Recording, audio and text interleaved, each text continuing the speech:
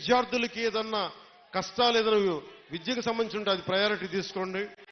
అలాగే యువతకి ఉపాధి అవకాశాలు అంటే ప్రభుత్వ ఉద్యోగాలు వచ్చే లోపు మన మద్దతుదారులు, మన తెలుగుదేశం నాయకులు ఉన్నారు, తెలుగుదేశం పార్టీ మద్దతుదారులు ఉన్నారు, కృష్ణరాజు గారు ఉన్నారు, వర్మ గారు ఉన్నారు. ఇవన్నీ కాకుండా కూటమికి నిలబడ్డ చాలా మంది పెద్దలు ఉన్నారు. వారందరి కంపెనీల్లో జాబ్ మేళా ఇక్కడే పెట్టుకుందాం. వారిని పిలిపిస్తాను. మన ఉదయ్ శ్రీనివాస్ ఉన్నారు.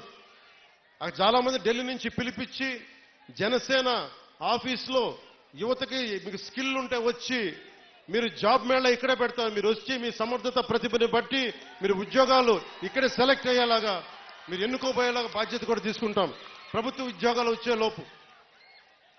ఇలాంటివన్నీ ముందుకు తీసుకెళ్తున్నాం. నాకు కనీసం 1-2 నెలలు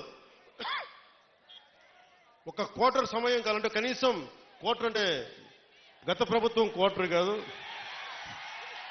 బ్యాంక్ క్వార్టర్ అంటే 3 నెలలు.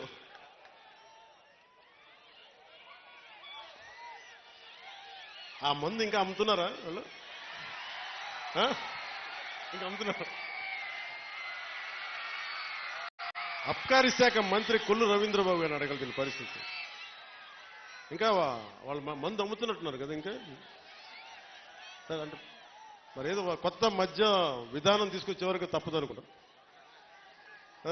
దొరకట్లేదండి. సరే, ఈ లోపు దయచేసి ఎవరన్నా తాగాలని మైండ్ సెట్ ఉంటే దయచేసి దాన్ని ఆరోగ్యాలు కాపాడుకొని తాకండి. అదొకటి నా విన్నపం.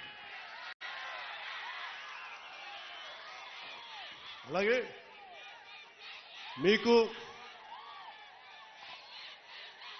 అందుబాటులో ఉండేలాగా నేను నిరంతరం రావడానికి ఒకేసారి నా మీద అందరం మీద పడిపోతే కష్టమైపోతుంది. అందుకని కొంచెం పెద్ద స్థలమే తీసుకున్నాను.